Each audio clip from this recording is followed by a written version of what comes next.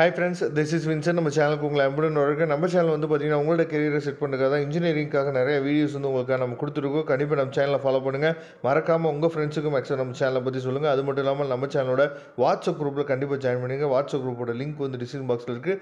Okay friends, அதாவது நேற்றுக்கு வந்து இந்த தமிழ் வீடியோ வந்து நம்ம போட்டிருந்தோம். சரியா, அதில் கூட சொல்லியிருந்தோம். அதாவது பேப்பர் ப்ரெசன்டேஷன் பற்றியும் அதே மாதிரி எத்தனை பேஜ் எழுதணும் அப்படிங்கிற வீடியோ வந்து நம்ம உங்களுக்காக கொடுத்துருந்தோம். அதில் வந்து நம்ம சொல்லியிருந்தோம் டெமோ வீடியோ வேணுமா, பேப்பர் ப்ரெசன்டேஷன் அதாவது செமஸ்டர் எக்ஸாமினேஷனோட லைவ் பேப்பர் ப்ரெசன்டேஷன் வீடியோ வேணுமா நம்ம கேட்டிருந்தோம். நிறைய பேர் கமெண்ட் பண்ணியிருந்தீங்க, சார் டெமோ வீடியோ வேணும்னு சொல்லிட்டு நிறைய பேர் கமெண்ட் பண்ணியிருந்தீங்க.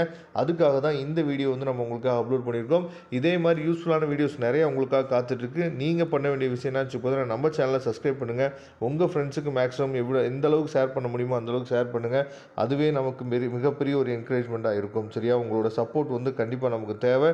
அதனால் உங்கள் ஃப்ரெண்ட்ஸுக்கு மேக்ஸிமம் நீங்கள் ஷேர் பண்ணுங்கள். ஓகே ஃப்ரெண்ட்ஸ், அதாவது நல்லா டிஃப்ரென்ஸ் வந்து நீங்கள் தெரிஞ்சுக்கணும். நான் ஏற்கனவே சொல்லியிருந்தேன். இப்போ நீங்கள் பார்த்துருக்கிறது வந்து பார்த்தீங்கன்னா 12th ஆன்சர் ஷீட் பார்க்குறீங்க.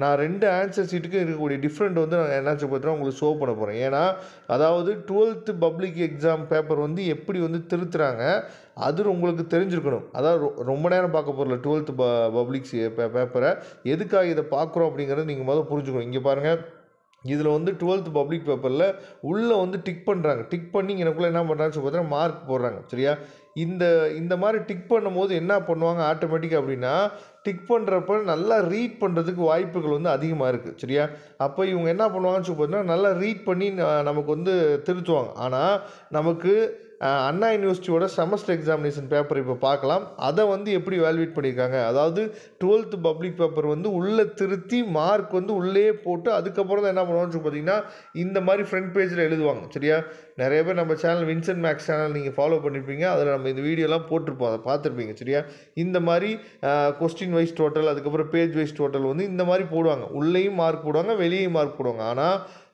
அண்ணா யூனிவர்சிட்டியோட செமஸ்டர் எக்ஸாமினேஷன் பேப்பர் வந்து எப்படி திருத்துவாங்க அப்படின்னா இப்போ நம்ம தெளிவாக பார்க்கலாம் வாங்க. இதுதான் நீங்கள் பார்த்துருக்கக்கூடிய அண்ணா யூனிவர்சிட்டியோட செமஸ்டர் எக்ஸாமினேஷன் பேப்பர். இது வந்து கொஞ்சம் வந்து என்ன அப்படின்னா, அதாவது பிரிண்ட் அவுட் எடுத்து ஏற்கனவே அவங்க ஜெராக்ஸ் காப்பி தான் அனுப்புவாங்க. அதில் நம்ம என்னாச்சு பார்த்திங்கன்னா, அதாவது ஜெராக்ஸை அவங்க ஸ்கேன் பண்ணி தான் பிரிண்ட் அவுட் எடுத்து நமக்கு அனுப்பிச்சு அதை ஃபோட்டோ எடுத்து அனுப்பிச்சிருக்காங்க. சரியா, அதனால் கொஞ்சம் ஒரு மாதிரியாக தான் இருக்கும்.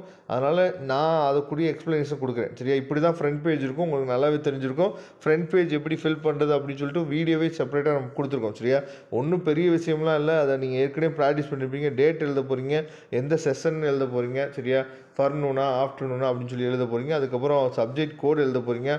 அதுக்கப்புறம் சப்ஜெக்டோட நேம் எழுத போகிறீங்க. சரியா, அதுக்கப்புறம் கொஸ்டின் பேப்பர் கோடு, அதுக்கப்புறம் எத்தனை பேஜ் எழுதி முடிக்கிறீங்க அப்படிங்கிறத கண்டிப்பாக நீங்கள் எழுதணும். இதுதான் ரொம்ப முக்கியமானது.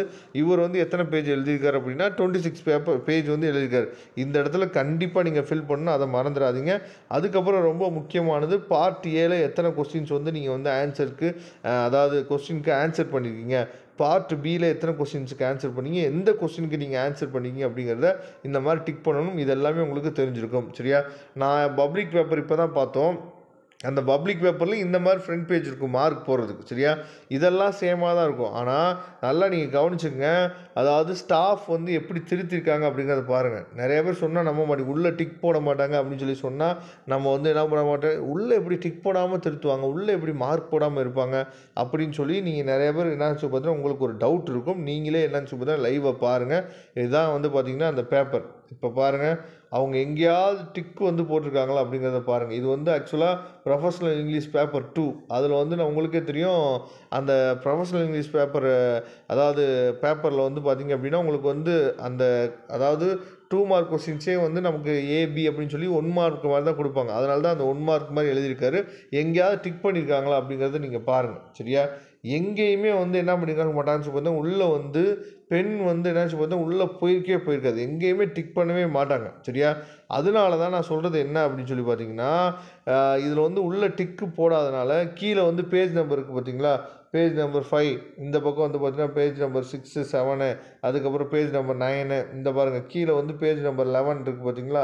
இந்த மாதிரி பேஜ் நம்பருக்கு இருக்கும். ஆனால் வந்து நமக்கு என்ன பண்ண மாட்டாங்கன்னு சொல்லி பார்த்தீங்கன்னா உள்ளே வந்து டிக்கே போட மாட்டாங்க. அதனால தான் நான் சொல்கிறது என்னன்னு சொல்லி பார்த்தீங்கன்னா, நீங்கள் ஏதாவது ஒரு கொஸ்டின் தெரியல அப்படின்னாலும் உங்களுக்கு எந்த பாயிண்ட் உங்களுக்கு தெரியுதோ அந்த பாயிண்ட்டை நீங்கள் ஹைலைட் பண்ணி காமிச்சிங்க அப்படின்னா அவங்களோட ஐ வந்து என்னன்னு சொல்லி பார்த்தீங்கன்னா நீங்கள் ஹைலைட் பண்ணி காட்டக்கூடிய பாயிண்ட்டுக்கு தான் போகும். அப்படி போகிறப்ப நம்ம என்ன பண்ணலாம்னு சொல்லி பார்த்தீங்க அப்படின்னா, அதாவது ரொம்ப அந்த அந்த ஹைலைட் பண்ணக்கூடிய பாயிண்ட் வந்து கரெக்டாக இருந்தாவே அதை சுற்றி தான் பையன் வந்து எழுதியிருப்பார் அப்படின்னு சொல்லி ஃபுல் மார்க் உங்களுக்கு கொடுக்கறதுக்கு வாய்ப்புகள் வந்து அதிகமாக இருக்குது. இதை தான் நான் வந்து உங்கள்கிட்ட சொல்கிறதுக்கு காரணம் என்ன அப்படின்னு சொல்லி பார்த்தீங்கன்னா, இப்போ உள்ளே டிக் பண்ணி நமக்கு ரீட் பண்ணி திருத்துறாங்க அப்படின்னா கூட நம்ம என்ன பண்ணலாம்னு சொல்லி பார்த்தீங்கன்னா, அதாவது அதுக்கு ரிலேட்டடாக நம்மளால் எழுத முடியாது. ஆனால் நான் சொல்லக்கூடிய விஷயம் என்னென்னா, இவங்க உள்ளே வந்து அதாவது டிக் பண்ண மாட்டாங்க சரியா. அப்படி டிக் பண்ணாதனால நீங்கள் கொஞ்சம் அதுக்கு ரிலேட்டடாக, நான் ஸ்டோரி எழுதவே திரும்ப திரும்ப சொல்கிறேன், ஸ்டோரி எழுதுனா யாருமே மார்க் போட மாட்டாங்க.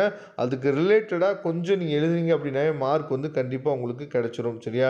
அதனால் கண்டிப்பாக எந்த கொஸ்டினுமே நீங்கள் விட்டு வராமல் 3 மணி நேரம் எக்ஸாம் அப்படின்னா 3 மணி நேரம் எக்ஸாம் எழுதுங்க. 100 மார்க் அப்படியே நீங்கள் எழுதிட்டு வரணும்.